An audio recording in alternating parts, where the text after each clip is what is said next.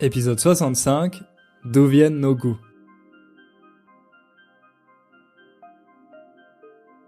Salut à toutes et à tous, bienvenue, j'espère que vous allez bien. Moi ça va très bien parce que vendredi je vais rentrer en France. Oui, si vous le savez pas, j'habite à Varsovie en Pologne depuis 5 ans. Je suis professeur de français expatrié là-bas. Donc j'ai pas souvent l'occasion malheureusement de rentrer en France, mais vendredi, c'est le bon moment parce que j'ai un de mes meilleurs amis qui fête ses 30 ans. Alors je vais passer quelques jours à Paris, histoire de revoir plein de personnes que j'ai pas revues depuis longtemps. C'est l'inconvénient quand on est expatrié, on n'a pas souvent l'occasion de revoir ses proches. Bon, au début, quand j'ai déménagé à Varsovie, tout le monde était très curieux de découvrir la capitale polonaise, donc j'avais souvent des gens qui venaient me voir. Mais maintenant, vu que ça fait 5 ans, ça devient un peu plus rare et c'est moi qui suis obligé de rentrer pour voir tout le monde. Mais bon, je suis content parce que ça fait un petit moment que je suis pas rentré en France. Ça va être l'occasion de passer un bon moment avec mes proches. Je profite de cette introduction pour vous informer que je vais réouvrir les inscriptions pour mon programme. Vous le connaissez sûrement, j'en ai déjà beaucoup parlé, le programme Build a Strong Core, qui est censé, comme son nom l'indique, aider les personnes qui ont un niveau intermédiaire à faire des progrès significatifs. Pour ça, il y a une trentaine de leçons dans lesquelles je traite de différents sujets qui concernent les Français, la société française, le monde francophone en général, et je les traite en vidéo, donc c'est un peu comme le podcast mais en version plus courte avec des vidéos. Et en plus, à la fin, il y a des parties de grammaire pour expliquer certains points qui posent problème en général. Et il y a aussi plein d'activités et d'exercices pour pratiquer tout ça. Si vous êtes déjà inscrit sur la liste d'attente, pas d'inquiétude, vous allez recevoir un email au moment de l'ouverture. Si c'est pas le cas, vous pouvez vous inscrire sur la liste d'attente en allant sur mon site innerfrench.com, sur la page du cours. Là, il suffit de laisser votre adresse email. Peut-être que vous vous demandez si ce programme est fait pour vous, si vous avez le bon niveau, etc. Donc si vous avez ce genre de questions, n'hésitez pas à m'envoyer un email et je me ferai un plaisir de vous répondre. Maintenant, avant d'entrer dans le vif du sujet, on va faire comme d'habitude, notre petit rituel, on va écouter le témoignage d'une auditrice du podcast. Bonjour Hugo, je suis Noël, originaire à Taïwan. J'apprends le français depuis 8 mois. J'adore la prononciation de ces langues. Toutefois, au début, je ne me suis pas débrouillée en français. Aux occasions comme les échanges linguistiques, j'étais très bloquée, mais je pouvais comprendre les conversations. J'étais déçue, mais je n'ai pas oublié mes passions et ambitions pour maîtriser le français. À ce moment-là, j'ai découvert ta vidéo sur YouTube. J'ai commencé à regarder tes vidéos et imiter la prononciation et l'intonation. Grâce à toi, je pouvais construire les phrases plus facilement et naturellement. Cependant, ce petit progrès ne me satisfaisait pas. J'ai trouvé une autre idée. J'ai décidé de faire des vidéos en français sur ma chaîne qui s'appelle Une polyglotte folle sur YouTube. C'est un grand défi, mais c'est un stimulant qui m'encourage ou me force à parler en français autant que possible. Dans les vidéos, j'ai partagé mes expériences d'apprendre l'anglais et raconté mon histoire de séjour aux Airbnb à Paris. Chaque sujet était un défi pour moi, mais après filmer chaque vidéo, j'ai réalisé que la fluidité était plus en plus améliorée. À mon avis, il n'y a pas d'un raccourci pour maîtriser une langue. L'appliquer dans la vie est la seule façon. J'espère que cette astuce est utile pour les autres apprenants du français. Norel, merci beaucoup pour ton enregistrement. Je pense que pour toi c'était très facile parce que, comme tu l'as dit, tu as une chaîne YouTube sur laquelle tu postes des vidéos en français. Donc comparé à une vidéo, un enregistrement audio, c'est rien, c'est vraiment facile. Personnellement, quand j'ai commencé à faire des vidéos sur YouTube, j'ai trouvé que c'était beaucoup plus stressant que faire des podcasts. Et maintenant, quand je fais des podcasts, ça me semble relativement facile.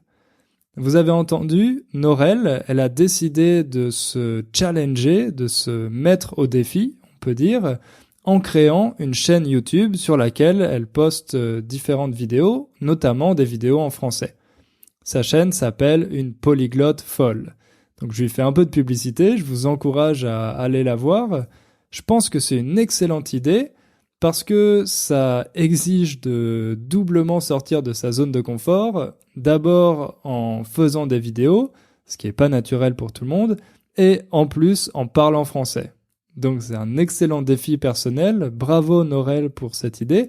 Je sais par exemple aussi qu'il y a d'autres auditeurs qui écoutent le podcast, qui répètent après moi et qui s'enregistrent en répétant. Comme ça, ils peuvent entendre leur voix, entendre leur prononciation. Et en faisant ça, ça permet d'avoir plus de recul parce que quand on parle, on se rend pas toujours compte des petites erreurs qu'on peut faire de notre prononciation. Mais si vous vous enregistrez et que vous comparez cet enregistrement à ma prononciation à moi, vous allez peut-être vous apercevoir de certaines erreurs que vous commettez. Je dis pas que ma prononciation est parfaite, mais en tout cas, c'est celle d'un français natif, donc ça peut vous permettre d'avoir un point de comparaison. Et pour finir, Norel, j'ai adoré ce que tu as dit à la fin de ton enregistrement. Je cite, « Il n'y a pas de raccourci pour pratiquer une langue ». Effectivement, je suis complètement d'accord avec toi. Trop souvent, sur Internet, il y a des personnes qui essayent de donner des petites techniques pour gagner du temps, pour apprendre le français plus vite, ou en général pour apprendre une langue étrangère plus vite. Mais à mon avis, c'est pas la bonne attitude. Apprendre une langue, ça exige beaucoup de temps. Et ce qu'il faut faire, plutôt que de chercher des petites techniques, des petits raccourcis pour gagner du temps, c'est plutôt d'apprécier le voyage. C'est quelque chose que je vous répète souvent, mais si vous faites des choses qui vous donnent du plaisir pour apprendre cette langue, ça va pas vous poser problème d'y consacrer des heures, des jours, des semaines, des mois, des années. Au contraire, c'est quelque chose qui va faire partie de votre vie, qui va être une source de plaisir, et c'est vraiment comme ça que vous allez pouvoir maîtriser cette langue. Bref, encore une fois, merci Norel pour cet enregistrement. Je pense que ça va être une bonne dose de motivation pour les auditeurs et les auditrices.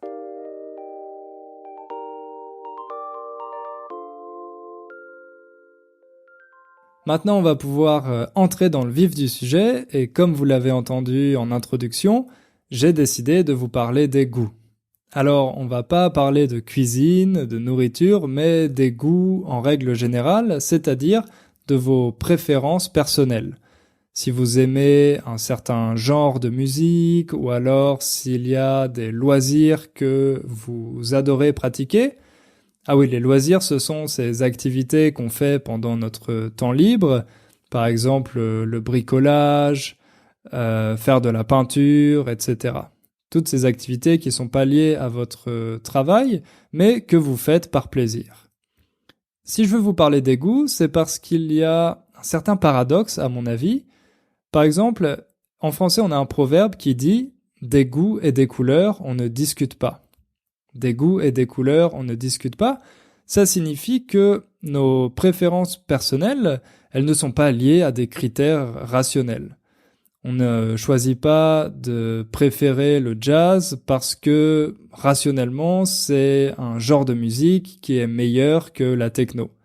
Simplement, émotionnellement, le jazz nous parle plus. On trouve que c'est un style de musique qui nous convient mieux, qu'on préfère. C'est pour ça qu'il y a ce proverbe. Des goûts et des couleurs, on ne discute pas. Ça n'a pas d'importance, on ne peut pas essayer de convaincre quelqu'un que nos goûts sont meilleurs que les siens. Pourtant, c'est ce qu'on passe notre temps à faire. On passe notre temps à dire pourquoi un film nous semble meilleur qu'un autre, pourquoi un sport est complètement nul. Et ce qui est intéressant, c'est qu'on a tendance à faire des jugements assez radicaux. Par exemple, on ne dit pas « Oh, je n'ai pas aimé ce film ». Non, on dit « Ce film est nul ». C'est vraiment comme si on détenait la vérité absolue, et c'est assez paradoxal parce que, en fait, c'est un point de vue qui est complètement subjectif. Alors on va se pencher un peu sur ce paradoxe, on va essayer de comprendre ça. Est-ce qu'il existe une hiérarchie des goûts? Et si oui, sur quels critères cette hiérarchie est-elle fondée?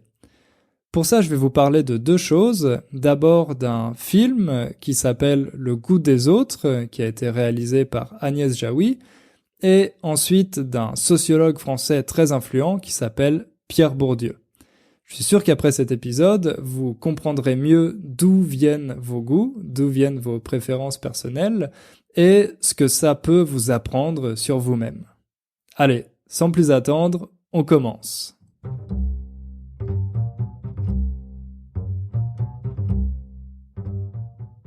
Le goût des autres, comme je vous l'ai dit, c'est un film de la réalisatrice Agnès Jaoui, avec dans le rôle principal Jean-Pierre Bacry. Il faut savoir que pendant longtemps, ils ont été tous les deux en couple, Agnès Jaoui et Jean-Pierre Bacry. D'ailleurs, ils sont devenus tellement célèbres qu'on a créé un nom à partir de leurs deux noms de famille. On les appelle les Jabac. C'est une contraction de Jaoui et Bacry, les Jabac. C'était un couple assez fusionnel parce que ils ont beaucoup travaillé ensemble, ils ont fait plusieurs films en tant qu'acteurs, actrices, scénaristes, réalisateurs, réalisatrices. Donc voilà, c'est vraiment un couple très influent dans le cinéma français. Enfin maintenant, ils sont plus en couple, ils se sont séparés il y a quelques années, mais ils continuent de travailler ensemble. Le goût des autres, c'est le premier film qu'a réalisé Agnès Jaoui. Il est sorti en 2000 et il a remporté le César du meilleur film. C'est assez rare qu'une comédie remporte le César du meilleur film, mais il faut savoir que Jaoui et Bacry ont le talent pour réaliser des comédies intelligentes. Pas seulement des comédies avec des gags, mais au contraire, ils font des analyses très fines et très pertinentes de la société française, et ça permet au public français de prendre du recul, de voir ses petites habitudes, ses défauts, et de pouvoir se moquer un peu de lui-même. Donc si vous aimez les comédies, je vous recommande vraiment de jeter un œil à leur filmographie. Le goût des autres, c'est un film dont le personnage principal s'appelle Jean-Jacques Castella. C'est un chef d'entreprise autodidacte, autrement dit, il a fondé lui-même son entreprise et il a eu beaucoup de succès avec ça, il a très bien réussi. Pour vous le décrire un peu, c'est Jean-Pierre Bacry qui joue ce personnage. Il est assez grand, il est dégarni, ça veut dire qu'il a pas beaucoup de cheveux sur le crâne, sur la tête. Donc il est dégarni, il a une grosse moustache, il porte toujours des costumes cravates. Bref, vous voyez, c'est le chef d'entreprise français typique. Et il est un petit peu caricatural parce que il est toujours râleur. Râleur, c'est un adjectif qui vient du verbe râler, et râler, c'est synonyme de se plaindre. Donc quelqu'un qui est râleur, ça veut dire quelqu'un qui se plaint tout le temps. D'ailleurs, les Français ont la réputation d'être comme ça, la réputation d'être râleur, et je dois dire que les Polonais le sont un peu aussi. Bref, maintenant vous avez cette image de Jean-Jacques Castella, et sa vie dans le film, elle est un peu plan-plan. Ça, plan-plan, c'est un adjectif familier pour dire que quelque chose est calme, sans originalité, peut-être un peu fade, un peu ennuyeux. Donc Jean-Jacques Castella, ce chef d'entreprise, il a cette vie plan-plan dans laquelle il s'ennuie avec sa femme qui est décoratrice d'intérieur et leur chien. Mais comme vous pouvez l'imaginer, il y a un événement qui va venir perturber tout ça. Un événement qui va venir bouleverser cette situation. Ce qui va se passer, c'est que l'entreprise de Jean-Jacques va obtenir un contrat avec un client étranger, et pour être capable de mieux communiquer avec ce client, Jean-Jacques va devoir prendre des cours d'anglais. Donc il commence à prendre des cours d'anglais avec une prof particulière, et au début, les cours se passent pas très bien. Jean-Jacques est pas super motivé, il fait pas beaucoup d'efforts pour apprendre, et on a l'impression que ces cours ne vont pas donner de bons résultats. Mais un soir, Jean-Jacques se retrouve obligé d'aller au théâtre par un concours de circonstances. Ah oui, quand on dit un concours de circonstances, ça veut dire que suite à différents paramètres, à différentes causes, une situation va se produire, un peu par hasard, par un concours de circonstances.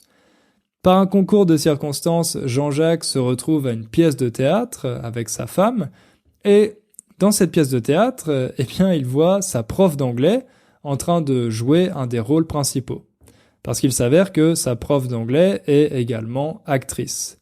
À ce moment-là, quand il voit sa prof sur scène, c'est le coup de foudre. Autrement dit, il tombe immédiatement amoureux d'elle. À partir de ce moment-là, comme vous pouvez l'imaginer, Jean-Jacques va être beaucoup plus motivé pour ses cours d'anglais, il va commencer à faire plus d'efforts, mais surtout, il va essayer d'entrer dans l'univers de Clara. Clara, c'est le prénom de sa prof d'anglais, comme vous l'avez compris. Le problème, c'est que l'univers de Clara est à l'opposé complet de celui de Jean-Jacques. Clara, c'est quelqu'un qui est très cultivé, elle connaît très bien le théâtre, la littérature, l'anglais, mais à l'inverse, elle a une situation économique qui est plutôt précaire, qui est plutôt instable. Donc d'un côté, on a Jean-Jacques qui a beaucoup d'argent, mais qui n'est pas très cultivé, qui ne s'intéresse pas vraiment au théâtre, à la littérature, aux choses qui plaisent à Clara. Et de l'autre côté, on a Clara qui est dans une situation économique assez instable, mais qui a une très grande culture. Justement, pour illustrer ça, on va écouter un extrait d'une scène de ce film. Dans cet extrait, Jean-Jacques et Clara sont dans un salon de thé où ils sont en train de faire leur cours d'anglais et Jean-Jacques rapporte des livres que Clara lui a prêtés. Je sais que ça va être un peu difficile, à mon avis, de comprendre ce qu'ils disent parce que vous n'avez pas l'image, il y a des bruits de fond qui vont peut-être perturber un peu la compréhension, mais essayez de vous concentrer sur les mots principaux, essayez de comprendre le sens général de cette scène. Et juste après, je vais vous expliquer ça plus en détail. To four to five. From 4 to 5. Okay, very well.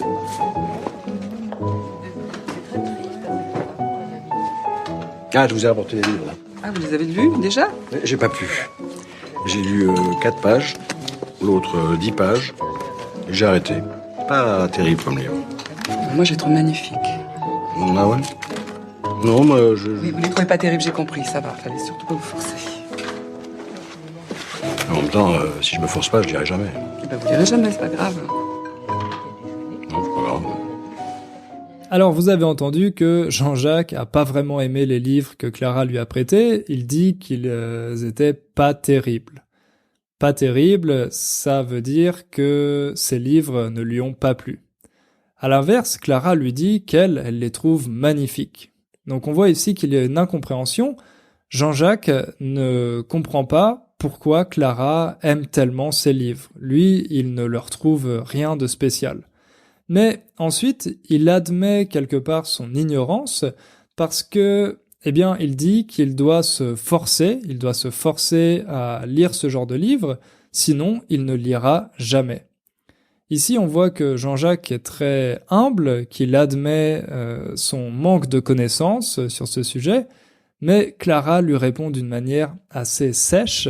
Elle lui dit « Eh ben, vous ne lirez jamais, c'est pas grave ». Autrement dit, pour elle, certaines personnes n'ont pas besoin de lire, soit parce que elles ne sont pas capables de comprendre ce genre de littérature, soit parce que c'est pas quelque chose qui est utile dans leur vie de tous les jours. Moi, je pense le contraire, je pense que c'est essentiel pour tout le monde de lire. Évidemment, on n'est pas obligé de seulement lire les classiques de la littérature, il y a plein d'autres choses très intéressantes, mais c'est une activité intellectuelle qui est importante pour chacun d'entre nous. Au contraire, Clara ici, elle montre une certaine forme de snobisme. En disant ça, elle lui montre qu'elle fait partie de cet univers et que Jean-Jacques ne peut pas comprendre ses références. C'est une manière pour elle de le rejeter et de lui faire comprendre qu'ils ne sont pas du même monde. Ce film, Le goût des autres, il montre qu'on a tendance à s'entourer de personnes du même milieu. Le milieu, ça veut dire l'entourage, notre environnement social. Ça, c'est pas quelque chose de nouveau, j'imagine que vous l'avez déjà remarqué. On a tendance à fréquenter des personnes qui viennent un peu du même environnement que nous. Peut-être que ce sont des personnes qui ont fait les mêmes études, qui travaillent dans le même secteur ou dans le même type d'entreprise. Mais ce qui est assez intéressant, c'est que quand on prend le cas de l'amour, par exemple, du coup de foudre, on a l'impression que c'est quelque chose qui arrive complètement par hasard et qu'on apprécie une personne seulement en fonction de ses qualités personnelles, alors qu'en réalité, cet amour, il est déjà prédéterminé par notre environnement social.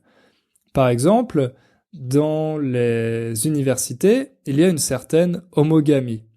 Et en France, c'est très vrai dans les écoles de commerce, par exemple. Moi, j'ai fait une école de commerce. Il y a des chercheurs qui ont montré que les étudiants d'école de commerce ont 25 fois plus de chances d'épouser quelqu'un qui a le même diplôme, quelqu'un qui a aussi fait une école de commerce, qu'une personne lambda, c'est-à-dire qu'une personne au hasard. Autrement dit, ici, il n'y a pas vraiment de hasard dans l'amour. Si vous avez fait une école de commerce, il y a 25 fois plus de chances pour vous de tomber amoureux et d'épouser, autrement dit de vous marier, avec une autre personne qui a elle aussi fait une école de commerce.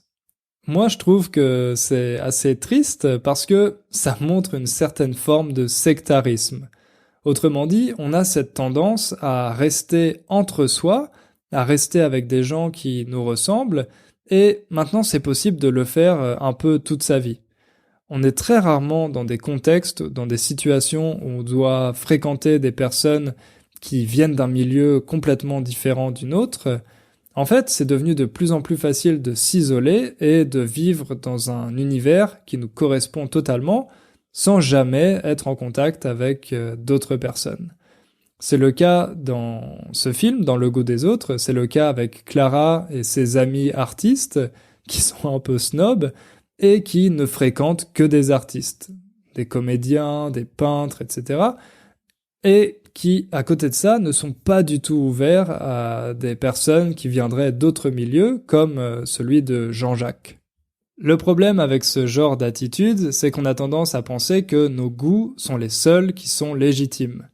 Les réalisateurs qu'on apprécie, le type de musique qu'on écoute, tout ça, c'est le summum du bon goût.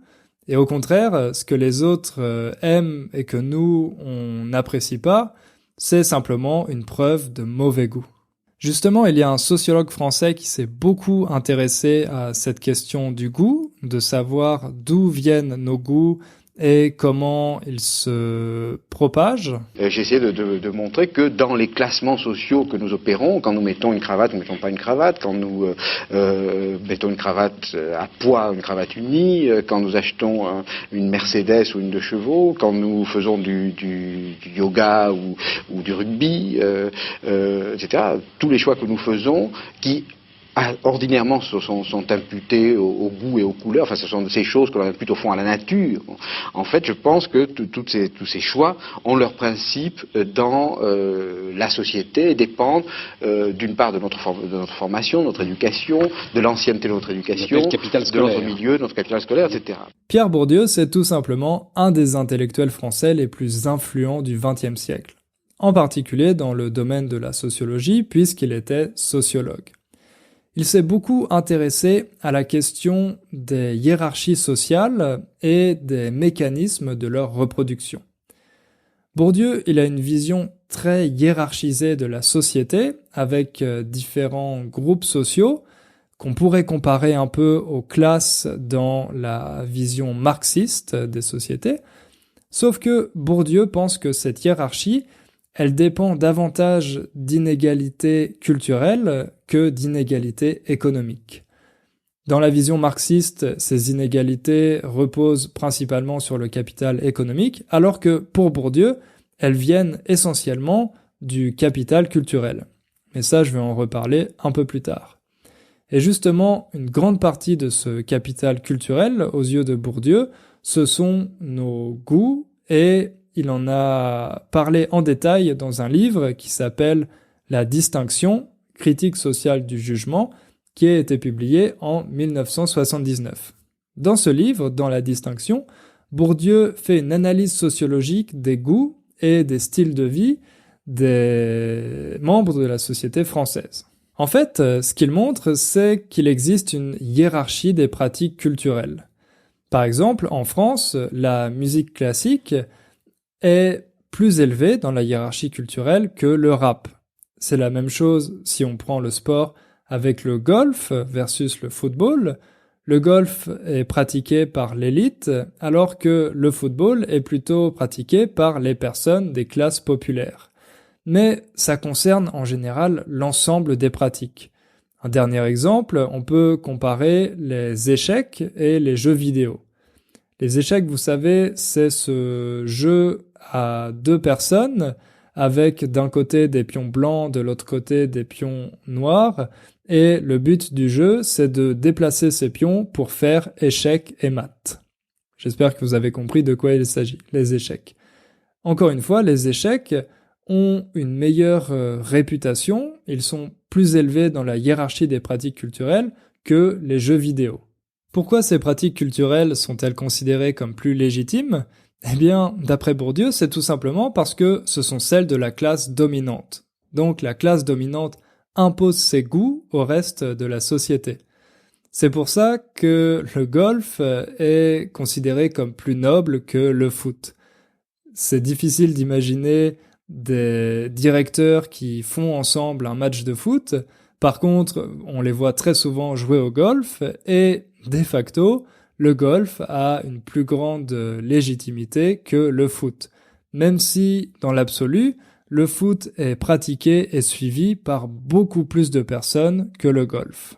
C'est assez intéressant parce qu'il y a certaines pratiques qui n'étaient pas considérées comme nobles, mais qui le deviennent progressivement, parce qu'elles sont adoptées par la classe dominante. C'est le cas par exemple avec le jazz, la photographie, le cinéma, des pratiques qui au départ n'avaient pas de légitimité, mais qui au fur et à mesure des années ont commencé à devenir de plus en plus nobles parce que la classe dominante était en train de se les approprier.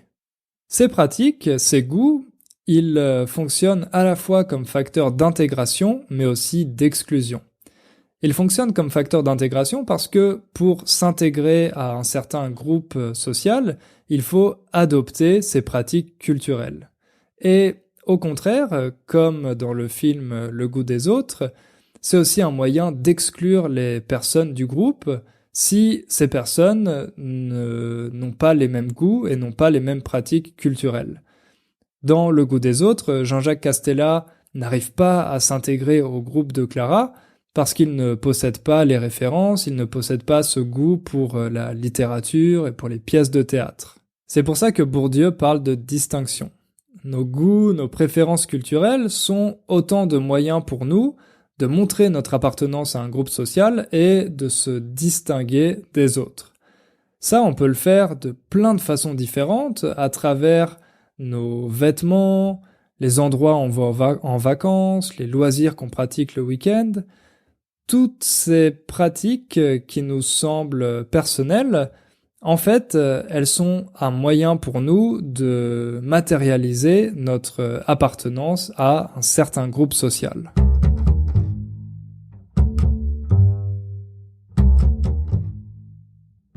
Voilà, ce que j'ai essayé de vous montrer dans cet épisode, je sais pas si c'était très clair, mais c'est que nos goûts ne sont pas aussi personnels que ce qu'on peut croire. En fait, il y a une grande partie des goûts qui ne nous appartiennent pas, mais qui nous sont simplement transmis par notre famille, par l'école et par le groupe social auquel on appartient. Évidemment, je suis pas en train de dire qu'on est complètement déterminé par notre environnement social. Il y a plein d'autres choses dans notre trajectoire personnelle, dans notre histoire, qui peuvent nous faire adopter ou abandonner certains goûts, mais une grande partie d'entre eux est quand même prédéterminée en fonction de l'endroit et de la famille dans laquelle on est. J'espère vous avoir donné envie de regarder ce film, de regarder Le goût des autres. Je pense que ça peut être un bon exercice pour vous et ça vous apprendra des choses intéressantes. Bourdieu, c'est aussi un très bon auteur à lire. Malheureusement, c'est assez compliqué, c'est assez technique. Mais peut-être que je ferai un autre épisode sur ce sociologue, parce qu'à mon avis, il y a encore plein de thèmes passionnants que j'ai pas eu le temps de couvrir ici, parce que c'est difficile de parler d'une œuvre si riche en si peu de temps. En conclusion, je dirais qu'il est important de rester ouvert aux autres, de ne pas s'enfermer dans notre environnement social, d'être curieux, d'essayer d'en apprendre un maximum sur des pratiques culturelles différentes des nôtres, parce que comme ça, on peut s'enrichir et découvrir de nouvelles choses passionnantes. Sans transition, avant de terminer cet épisode, on va écouter un deuxième témoignage, celui de Gabrielle. Salut Hugo, je m'appelle Gabrielle, j'ai 20 ans, je vis en Pologne à Lublin et je suis polonaise. J'étudie la linguistique appliquée, bref, les français et l'anglais. Je suis en 2e année maintenant. J'aime le français et j'aimerais parler mieux dans cette langue, mais vous savez, parfois c'est très difficile. J'ai trouvé votre podcast par hasard sur l'application Spotify.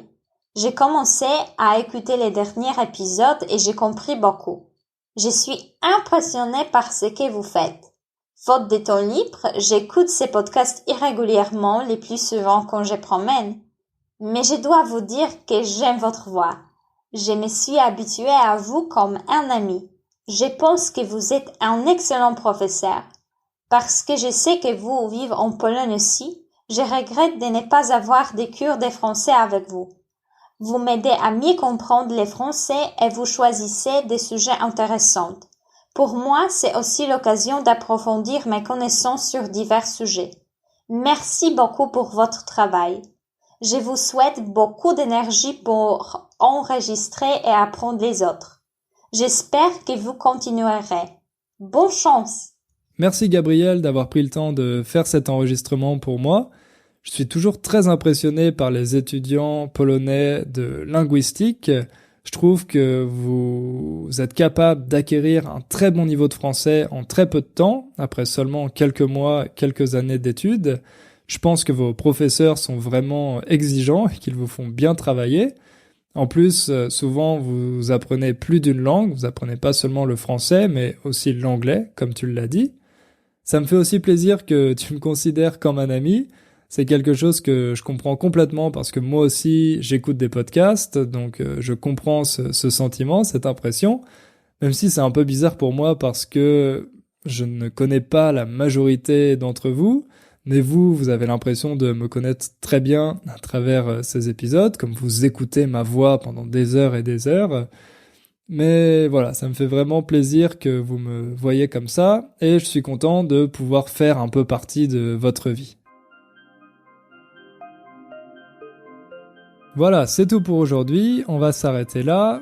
Je vous invite comme d'habitude à laisser une évaluation sur iTunes ou sur Facebook si vous ne l'avez pas encore fait. Pour moi c'est important parce que ça me permet de faire la promotion du podcast et de convaincre d'autres personnes que ça vaut le coup d'écouter Inner French. Merci à tous en tout cas de m'avoir écouté. On se retrouve dans 2 semaines et d'ici là, comme d'habitude, n'oubliez pas de faire un peu de français tous les jours. À bientôt!